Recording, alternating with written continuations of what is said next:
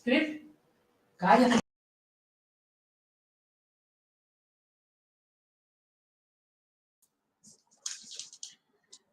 Hello everyone.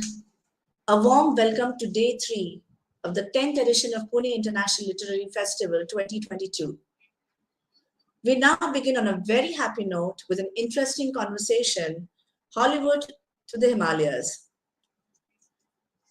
Sadhavi Bhagwati Saraswati is an American-born PhD who moved to India in 1996. A graduate of Stanford University, she was ordained by Pujya Swami Chidanand Saraswati, president of one of the largest interfaith institutions in India, into the tradition of sannyas and lives at the Padmartha Niketan Ashram in Rishikesh, where she leads a variety of humanitarian projects, teaches meditation, and gives spiritual discourses and counsels to individuals and families. Alifiya Khan, with around 15 years of experience under her belt, Alifiya Khan is a journalist currently working at the Indian Express. Having had reported over a variety of topics ranging from health to politics and business, Alifiya is a firm believer in the art of storytelling and its power in changing the world. I request Alifiya Khan to begin this exciting conversation, which we are all eagerly waiting to hear. Over to you, Alifiya. Thank you, Manjari. Once again, I welcome all of you who are watching this live conversation between me and Sadhvi ji to this telecast. Namaste, Sadhvi ji. Good morning. Thank you for being with me here today. It's wonderful to join you. I'm so glad to be together. Thank you. So Sadhvi ji, needs no introduction. She has millions of people who follow her across the world. Many who have had life-changing experiences thanks to her. But like Manjari said, she has been in India for more than 2 decades now. And this book that we are going to discuss today is about her journey from where she was born in California, Hollywood, to India, aptly titled Hollywood to the Himalayas. So before losing any more time, I'll delve straight into the questions. Sadhvi ji, first, could you tell us about this very interesting journey that you've had? What brought you to India and what made you stay here? It's so beautiful to be together. The journey has been truly a journey of grace. It's quite literally a physical journey from Hollywood to the Himalayas, as the title of my book is. I was raised in a family with great privilege, great opportunity in Los Angeles, quite literally in Hollywood. And I had really a life that, if you were looking from the outside in, you would have said, this girl has everything. And I was given so much. I mean, it's been such a blessing, all of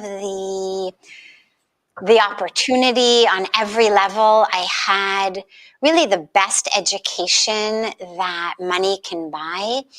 I graduated from Stanford University. I was in the midst of doing my PhD in pediatric neuropsychology. And I lived in a world of abundance, a world of plenty, a world that, people think, oh, if I just could have that, then I would be happy. And the issue, though, is that, of course, money doesn't buy happiness. Titles don't bring happiness. Degrees don't bring happiness. Social status doesn't bring happiness. Possessions and opportunity and privilege don't bring happiness.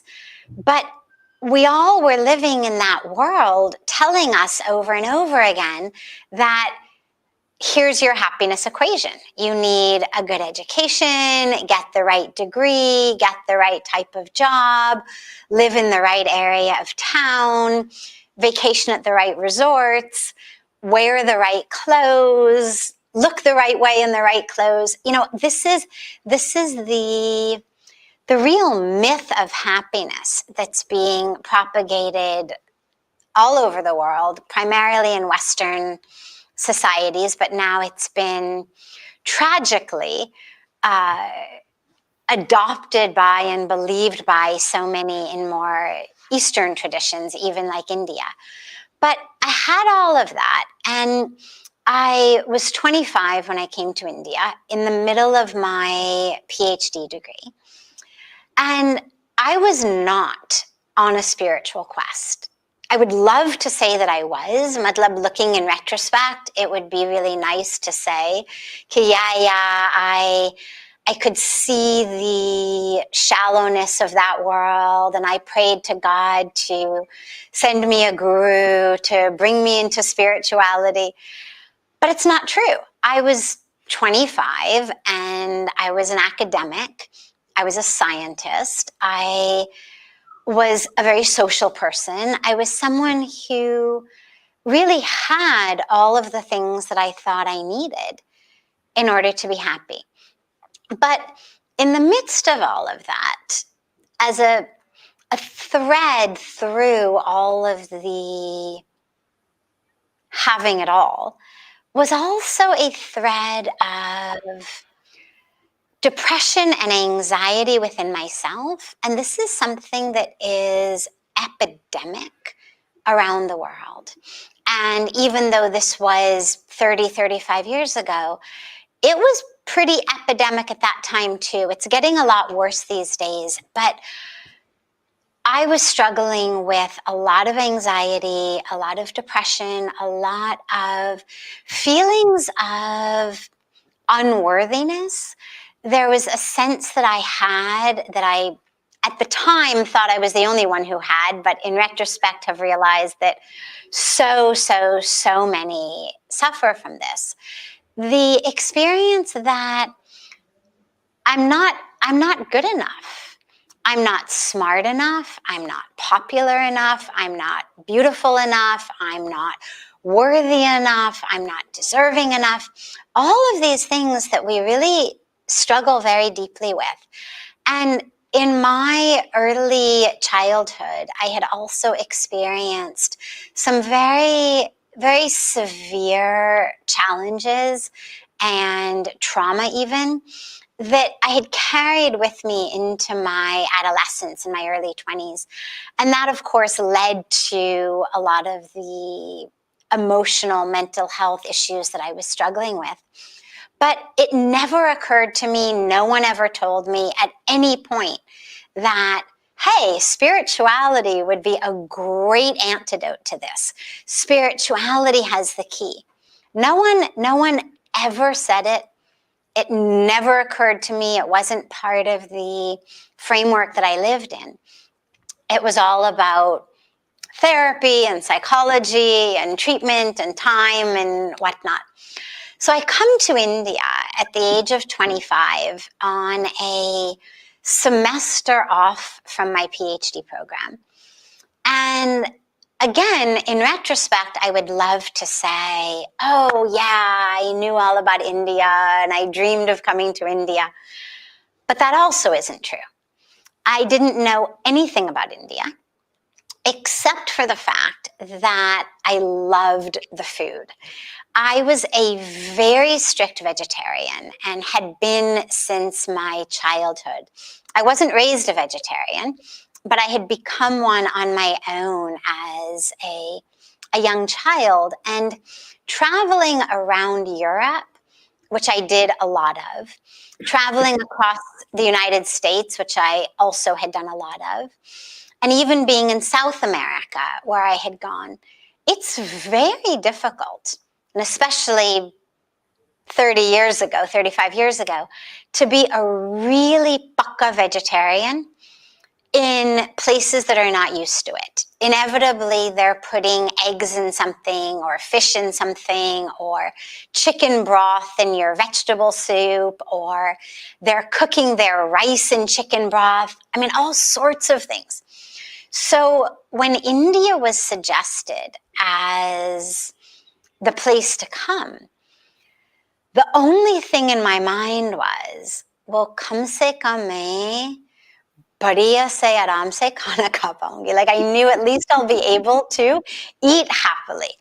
And so I agreed to go to India just because I thought, well, at least traveling will be easier because I will be able to eat happily. Fast forward, and Rishikesh is the very first place we come. Now, this was 1996. There was no Google at that time. And so we had a big, thick, Lonely Planet guidebook. And I opened it sitting in a coffee shop in Connaught Place on the first morning that we were in Delhi. And I opened it and I said, Rishikesh, just like that. Just opened the book, Rishikesh. And we come to Rishikesh, and I go down to the banks of Ganga. We were staying in a hotel, of course, and I go down to the banks of Ganga after we arrive just to put my feet in the river. I didn't know anything about Ganga. I didn't know anything about the Himalayas. I didn't know even that the river was sacred. I just knew it's a river. I'm hot. I'm tired, I'm sweaty, we've been traveling, and then we had to cross this bridge. So, mujhe laga, I'll just freshen up a little, put my feet in the river and freshen up. I stood on the banks of Mother Ganga, and suddenly I had this extraordinary experience of being in the presence of the divine. And as I mentioned, I was not a spiritual person. I was raised in a Jewish family, and it was never something that had been a deep spiritual path for me on any level. It was more something we did for my grandparents. We went to synagogue to make my grandparents happy. But I also was never searching or seeking spirituality on any kind of conscious level. So I had never noticed the absence of the divine in my life.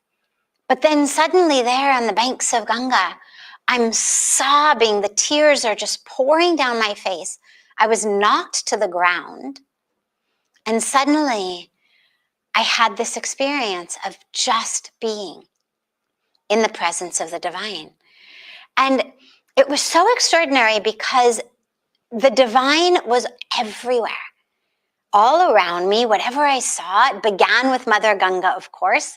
But then as I turned my head, whatever I looked at, I could see and feel and know that divine presence. And even more powerfully, I could feel it in myself. And so all of that sense that I had of being not good enough, of there being something wrong with me, of being undeserving, being unworthy. Suddenly, I had this experience of the divine in me, of myself as not separate from the divine universe. And all I could do was cry. It was so beautiful. I was rendered pretty much non-verbal. I couldn't even explain it. All I could say was, oh my God, it's so beautiful. Oh my God, it's so beautiful. And fast forwarding again, it's obviously a long and beautiful story, all of which is there in Hollywood to the Himalayas. But for now, fast forward until about a week later when I finally met His Holiness Pujaswami Chidanand Saraswati Ji, the president of Parmarth Niketan Ashram, where a few days earlier I had heard a voice telling me that I needed to stay there. another story. I won't go into the whole story, but just suffice it to say that you imagine when an academic scientist, a 25-year-old, non-yogi, non-mystic, non-spiritual person, suddenly is hearing voices saying, you must stay here. So the experience of being pulled and led and drawn by the divine on this path was so strong. People say, oh, you chose this. And I always say, God, I wish I could take credit, but it actually all has been just grace that has shown me the path. And then I finally have Puja Swamiji's darshan. And he tells me, welcome home. And I knew that this was home, and I knew that I was meant to be here. And then as I'm walking out from meeting him, my feet literally get glued to the ground of the ashram. I literally could not walk out. It was like the ground of the ashram reached up and grabbed my feet and wouldn't let go. It's another beautiful, slightly long story. I'll leave it for you to read the whole story in the book. But that was when I knew that I really was meant to stay now.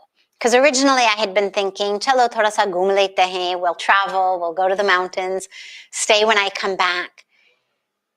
But when the ground literally reached up and grabbed me and I could not move, that's when I knew, okay, so this is the divine's way of saying you are meant to stay now. And that was 26 years ago. It was September of 1996. And I did eventually finish my PhD, but that's another story.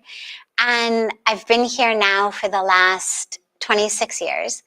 And it's been the most extraordinary blessing of healing, of transformation, of letting go of all of that was holding me back and keeping me stuck and making me a prisoner in my own mind, of my own thoughts, of my own patterns, and really learning how to forgive, how to let go, and then how to be free. I remember when Puja Swamiji told me, he said, we talk about moksha, liberation, freedom. He said, it's not after you die. He said, the body is not the problem. It's not your knee or your elbow or your belly button that's keeping you from moksha. It's your mind. It's your thoughts.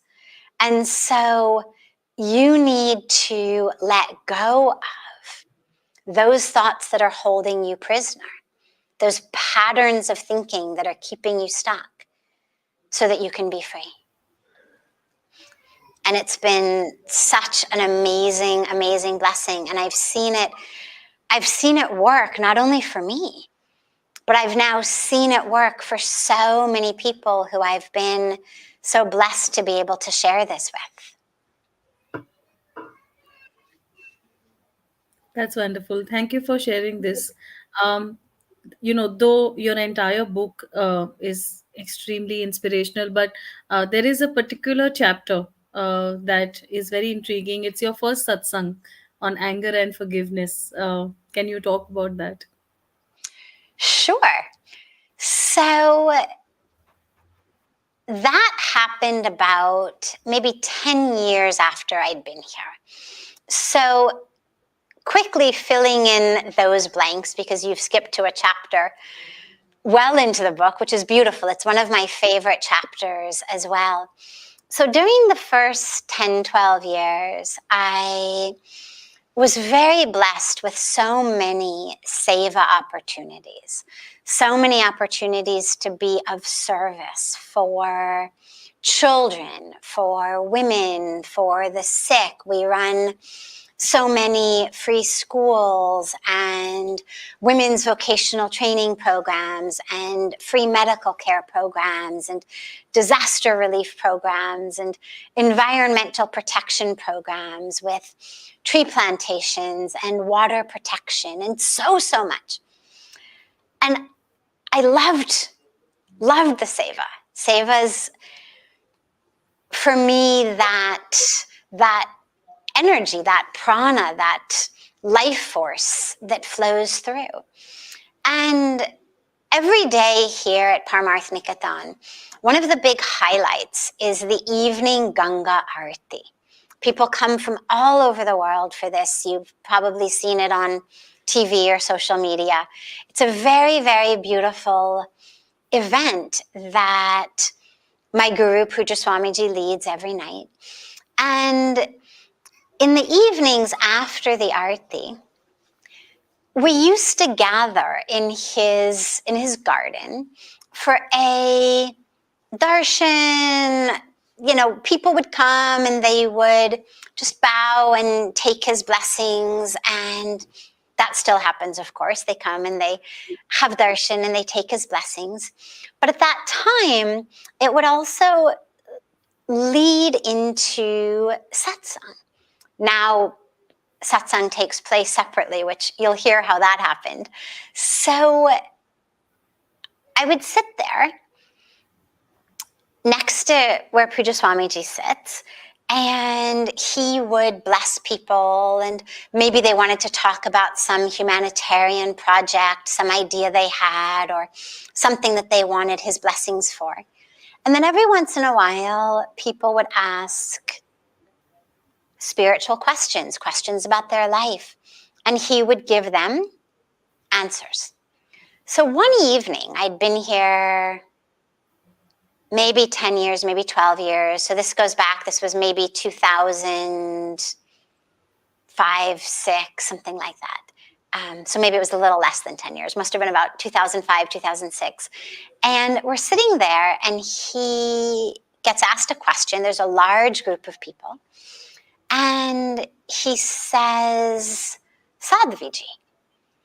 And I thought it was Sadhaviji, comma. Like I was waiting for the rest of the sentence. I thought he was going to say, Sadhaviji, could you go and get them all a copy of my book in which I talk about this? Or Sadhaviji, could you go and, give this message to so-and-so? Or Sadhaviji, could you do something? I was just expecting him to give some kind of instruction.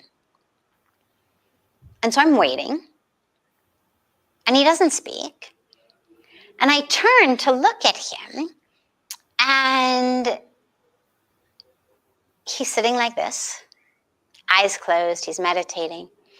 And I realized that what he was saying was Sadhaviji, full stop, Sadhaviji, period, not Sadhaviji, comma. And that I was the one who was supposed to answer the question. Now, I had already been doing a lot of public speaking, but that were situations where I was able to think in advance. I was able to kind of prepare in advance. I knew what the topic was. I knew that I would have to go and give a lecture on such and such a topic. So I could think in advance. This was suddenly, these people had asked this question, and now he's telling me to give the answer. So I close my eyes and I try to figure out in my mind what the best answer would be. Like I was writing an article or like I was writing something for him.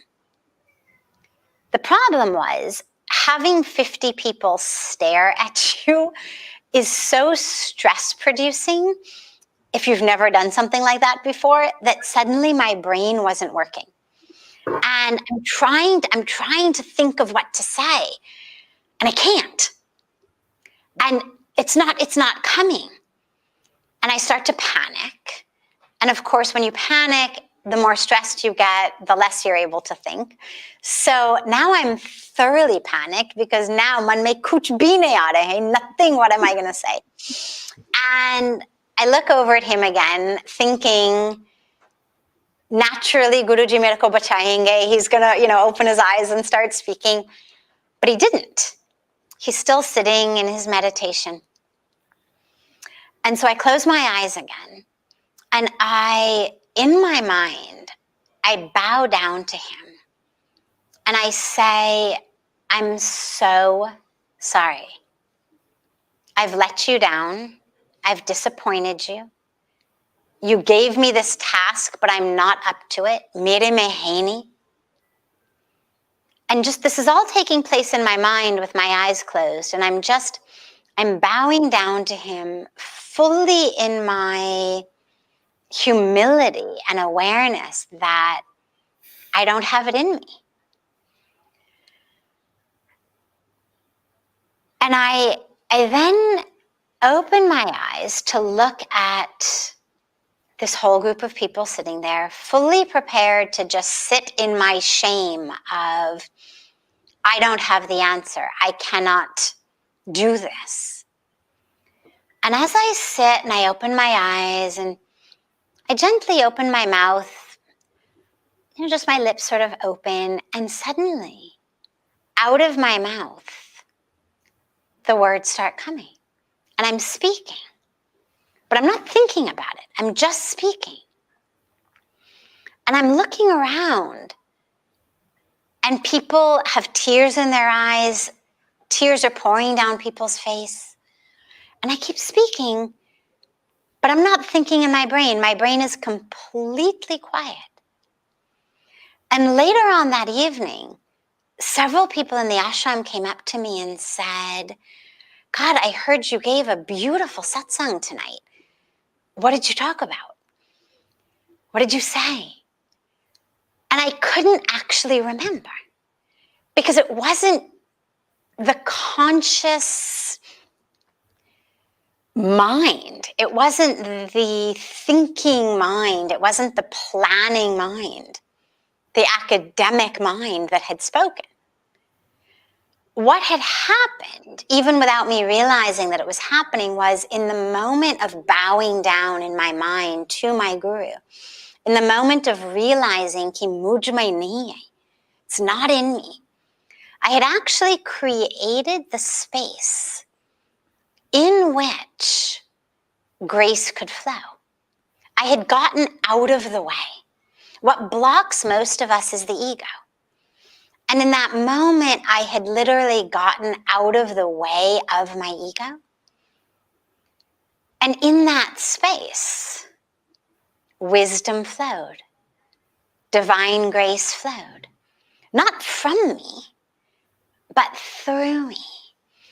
And that was the beginning of me giving satsang. And yeah, it's been almost 20 years now. And it's been such a blessing because up to now, almost 20 years later, it's the same experience. It's not about, oh, I know the answers. Oh, I'm going to sit there and give my wisdom to people.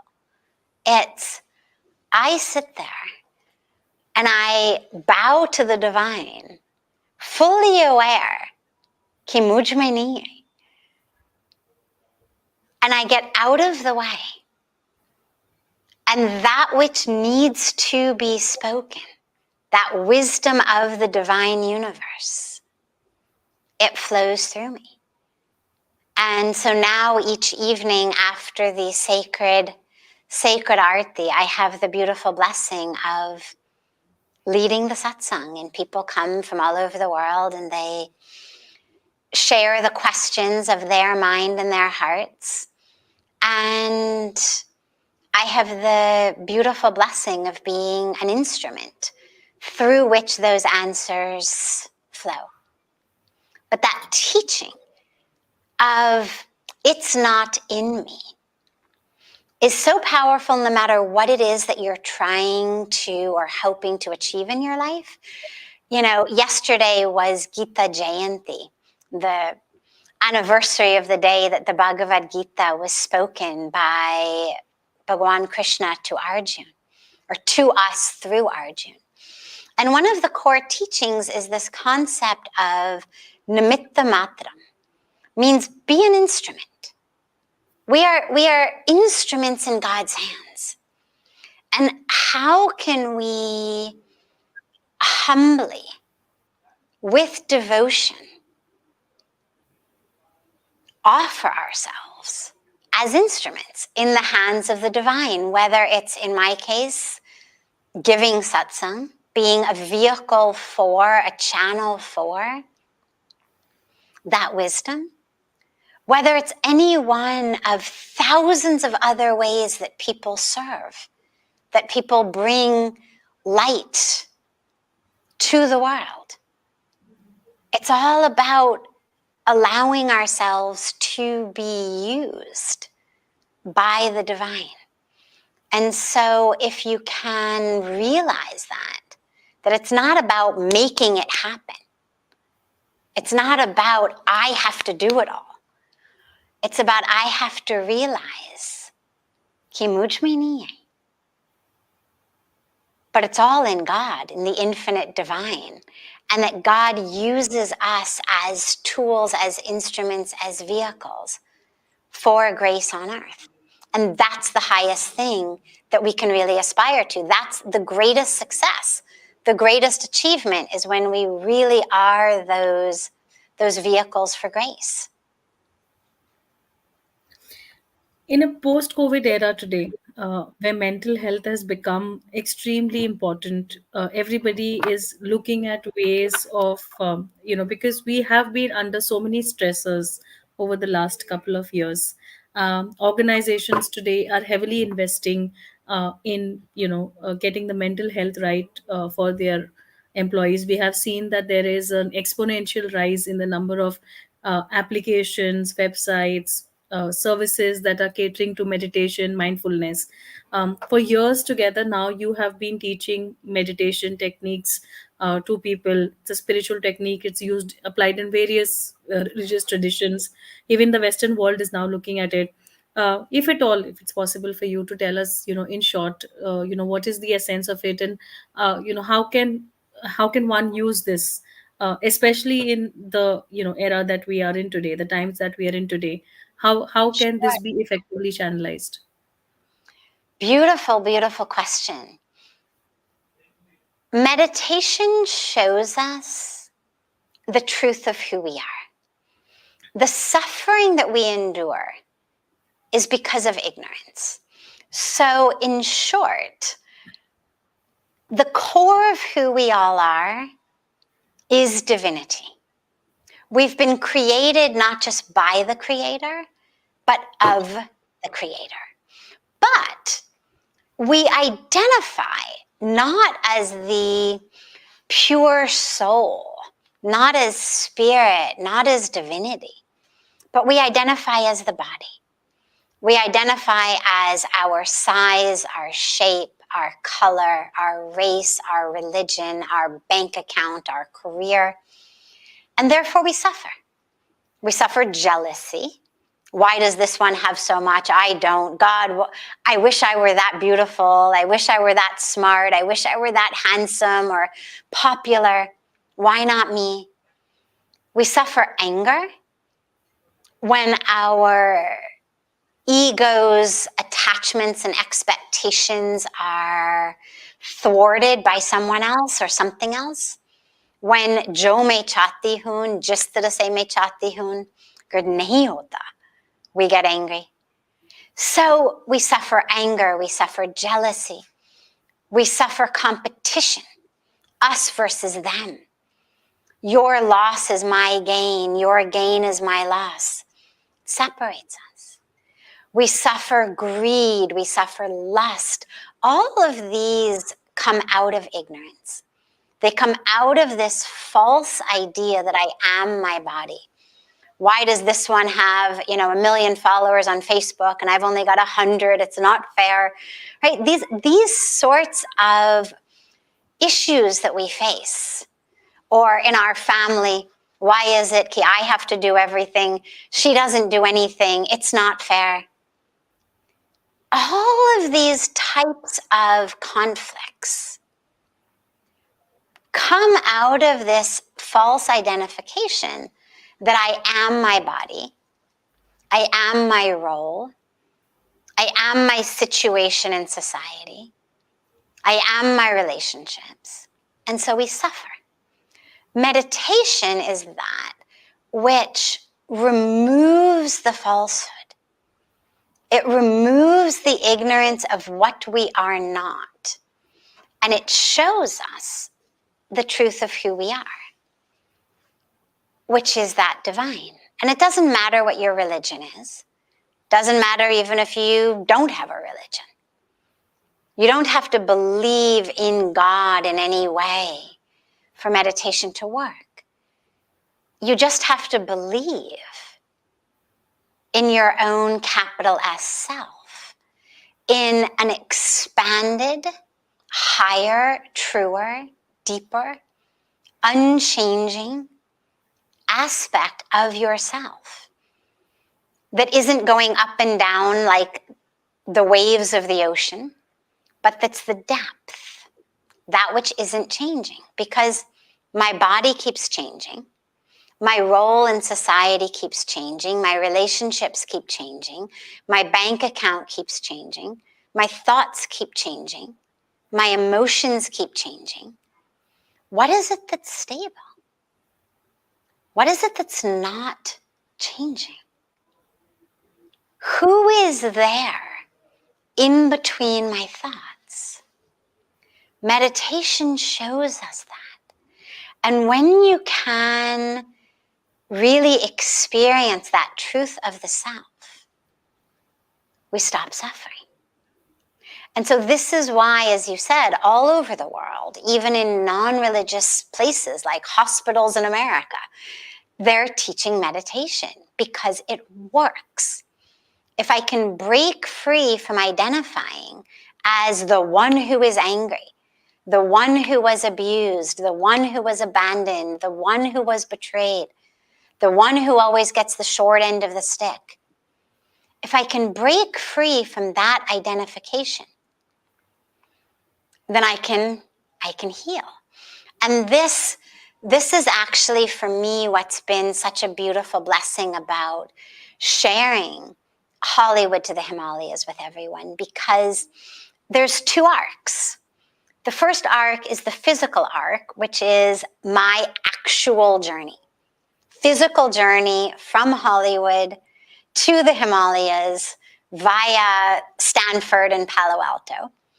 That's my physical journey. But the lessons that I've learned, the transformation that I've experienced, the healing that I've experienced, well, that doesn't require you to travel from Hollywood to the Himalayas. Doesn't require you to travel anywhere. All it requires is a shift in the mindset, because Hollywood to the Himalayas is a mindset shift. Plenty of people get on a plane from Los Angeles and come to India and don't have that shift. It's not enough to just carry your body across the world. It's actually about the mind. And that's available for everyone. So the Hollywood way of thinking says you are your body, its size, its shape, its color, its history, its story, its popularity, and therefore we suffer. The Himalayan way of thinking says you have a body, but you're not the body. You are the soul. You are spirit. You are divinity. You are consciousness. You are love. You are truth. You are one with the universe. And when we can make that mindset shift, and we are able then to let go of the anger, of the grudges, of the pain, of the story, of the history, of the drama, of the expectations that are all part of this body, mind, ego complex, this Hollywood way of thinking, and shift into the awareness of ourselves as infinite soul, ever expanding infinite love and truth and consciousness and divinity, well, then we heal wherever you may be in the world. And so that for me has been such a blessing to be able to share that mindset shift with people, because that's something that everyone, wherever they are, can use and benefit from and find their own healing and their own transformation. You know, you just mentioned about a shift in mindset, and sometime back you said I skipped several chapters. There was actually a question that I wanted to ask you, but somehow this should have been at the beginning of the conversation, but it's still interesting. I wanted to know that you've spoken about your journey extensively from your own perspective, but when you came here to India, you were not born an Indian, a Jewish born, a Jewish woman who was born and raised in California. You've come to India. It's a new culture. It's a new language. How did the acceptance for you come through? I'm sure that initially there would have been challenges. So from being somebody who's experiencing the culture to getting the title of Sadhviji, what were the, as a woman and as a foreigner, how difficult was it to get assimilated into this system, because it's a very traditional stoic system? So, yes, obviously there were a lot of challenges. There are always challenges in life. But for me, really, this has felt like home from the beginning. So there were challenges on what you could call superficial levels, and then there were challenges on deeper levels. The superficial level challenges were mostly things around properly tying a sari and things like that. I remember in the beginning, I always wore saris and didn't tie them very well. I tried, but it wasn't something that came very easily. And I remember as I would walk through the ashram or the market, these random women, strangers, would come up and they would stick their hands in my sari, like in here, in down there, and they would actually fix it. And in the beginning, I was shocked because in the West, we have really clear senses of social space and boundaries that don't exist quite so much in India. And I remember thinking, my God, I've been violated. Like that woman just stuck her hand in my clothes. But I realized very quickly that actually that woman did for me the same thing that she would have done for her own daughter. If her own daughter was walking out of the house in a very poorly tied sari, and that, yes, I could think about it as being violated, but that would lead to suffering. Instead, if I could realize I had been adopted, then instead of suffering, I would find joy. And so it was an opportunity for me to learn how to make another mindset shift. It's all about the mindset. How to shift from feeling violated to feeling adopted. So I share a lot of these sorts of stories for people to realize how much their own mindset and mindset shift holds the key. On a deeper level, being a woman, not easy. It's a man's world. The world of religion all over the world, but especially in India, it's still very much a man's world. And it's been a beautiful blessing, an incredible blessing to be accepted in the way that I have been, to be blessed the way I have been. But there have been moments of great challenge. And I share one of them in the book of actually being, as a sannyasi, kicked off of a stage, a huge stage, hundreds of leaders in the Kumbh Mela, a stage I had been actually walked up onto and made to sit down, and then was told that I actually had to leave the stage because it was only a Mahatma stage. Now, Mahatma, of course, means great soul. It doesn't mean male body. But in our culture, it's used to mean revered men. And being told that, given the fact that I had a woman's body, I wasn't a Mahatma and therefore needed to leave the stage. And they were very polite about it. They said, oh, we've put this nice chair with the asan and all of that for you right in the front. But I didn't go sit in it. I went and I sat on the banks of the Sangam. This was in the Kumbh Mela. And I meditated until I could find, and this is that mindset shift I'm talking about, because it's very easy to go either or. Either they are right, meaning my female body is wrong, or I am right, meaning they are wrong. That's how most of us tend to go. Either I'm right and they're wrong, or they're right and I'm wrong. But I knew it wasn't either.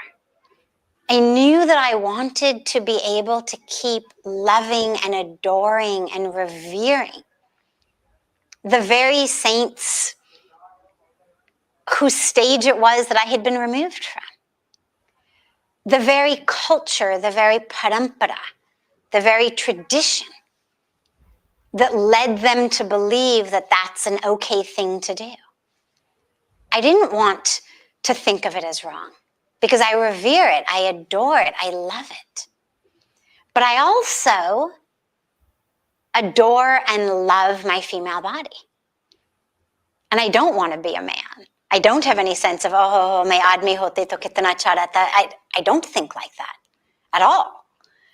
And so what I needed to do was meditate very deeply until I could experience enough spaciousness in my own self, in my own mind, in my own awareness, in which it wasn't either or, but it was both, in which I could love and adore and revere and bow down to the saints who had kicked me off their stage, the parampara, the dharma that they are rooted in, and also could love and adore and revere the very female body due to which I had been removed.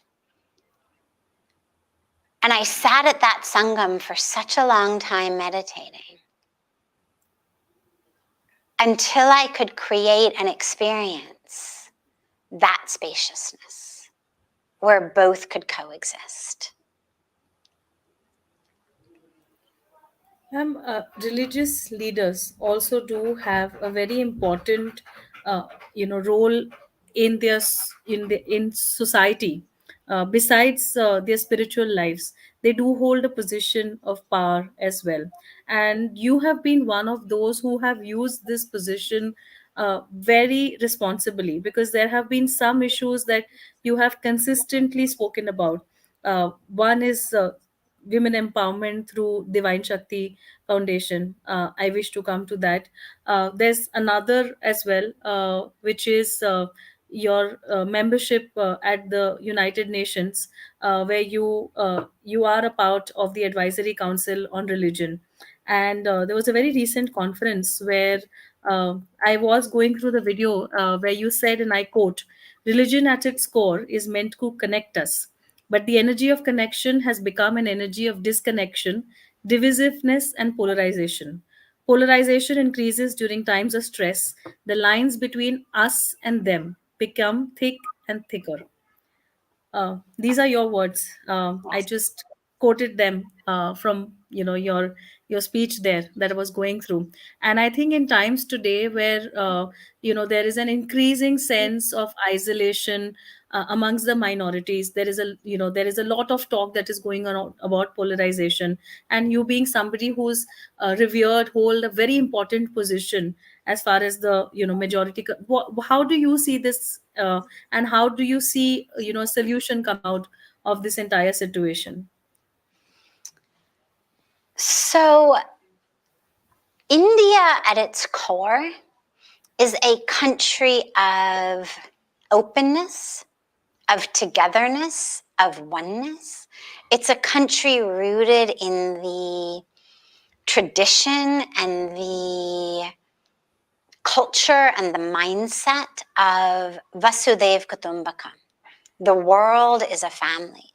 It's the country that has opened its arms and welcomed not only its own minority traditions that have been here for such a long time, but minority communities coming in from outside, minority communities coming from other places, whether it's the Farsis, whether it's the Jews, but bringing in minorities and providing them with not only a safe place, but an integrated place, a respectful place, a new place for them to really make their homes. So that's the nature of India, has always been to accept. Sadly, what happens, and this isn't true only in India, this is tragically being true more and more all over the world, is that religion gets co-opted. It gets co-opted for things that have nothing to do with religion. So for example, if you look globally at the major conflicts over religion, so many of them, almost all of them, are not actually about religion at all, but they're about land, they're about power, they're about resources, they're about money. And we use religion in order to get people to fight. Let's say, for example, that I am a political leader over an area of land that I want to be only for me, but people of some other religion are occupying a part of it. Well, it's going to be very difficult for me to convince people to go out and give up their lives just so that I can be king of a larger area of land or have access to more resources. So instead, what I tell my people is, you see those people, they are, working against God. They are the ones who are against God. They are the ones who are evil. They are the ones who God has told us to wipe out. And if we wipe them out, we are doing it in God's name. We're doing it for God. God wants this. God will bless us. So if I'm a powerful, charismatic leader, then I become able to get lots and lots of people ready to give their lives in their mind for God, when actually what it's for is simply so that I can have a larger chunk of land to be king over. So that's traditionally and tragically how the vast majority of what we would call religious battles or religious wars have actually been about, is nobody really cares that deeply how you pray to God, what name you use, what language you use. What they care is, we want that land, we want those resources, we want this power. And so I think what's really most important here in India is for people to identify first and foremost as people of the land of India. Whatever our religion may be, whatever our color may be, whatever our caste may be, whatever any dividing factors may be, first and foremost, we are Indians. Even deeper than that, first and foremost, we are human beings. And as human beings, we have a responsibility to the planet to live in integrity, in nonviolence, in compassion, in care, in truthfulness. Those are our responsibilities as humans in a global humanity. Then above that, we are Indians. What's our responsibility as Indians to the country of India? And only then do we start identifying based on different colors or different religions or different castes or different races or ways of being. But what's happened is that in too many places, we have started to identify exclusively based on how we worship God. We have forgotten that we are all Indians. We have forgotten that we are all humans. And so we need to go back to that which unites us. Yes, there will always be differences. In one family, there's differences. 5 kids, so many differences. But are we going to live rooted in our differences? Kill each other over our differences? Or are we going to remember, ultimately, we are 5 brothers and sisters living under one roof, of one mother and one father. And it's up to us how peaceful and therefore how prosperous this family becomes. And whether you're looking at one actual mother, father, 5 kids family, or you're looking at a family of us in India, or you're looking at a family of us as God's children on earth, either way, it's the same thing. If we choose to kill each other, fight each other, burn each other down, well, it's our own home we're doing this to. We're literally shooting ourselves in the foot.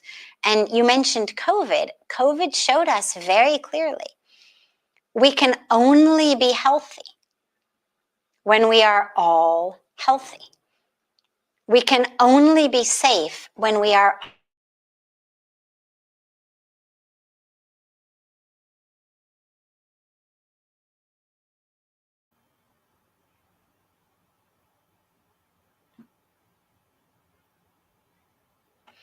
a way of living in harmony, in security, in health, in safety with everyone together. Otherwise, we're stuck living just in our own 4 walls and not able to go out. So this is what we need to bring to our nation. Thank you, Sadhviji. And these are very apt words, especially for the times that we live in. Thank you for this very enlightening conversation. Unfortunately, we are at the end of time, though I hope that we get an opportunity to continue this conversation forward. For everyone who was a part of this session, thank you for joining in. Sadhviji's book is available for all to read, and I'm sure that there are a lot of lessons for us there.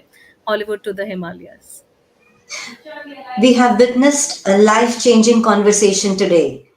Best of luck to all your future endeavors, Alifiya, and to the cool, calm, and serene Sadhvi Bhagwati Saraswati ji. And thank you for being our PILF guests. It was an absolute honor. We will begin our next session, Truth or Dare, on the path of self-publishing, after a break of 15 minutes at 12:30 p.m. We thank our title sponsors, Vishwakarma Publications, Silver Partner State Bank of India, Bronze Partner Bajaj Allianz, and our bookstore partner, Crossword.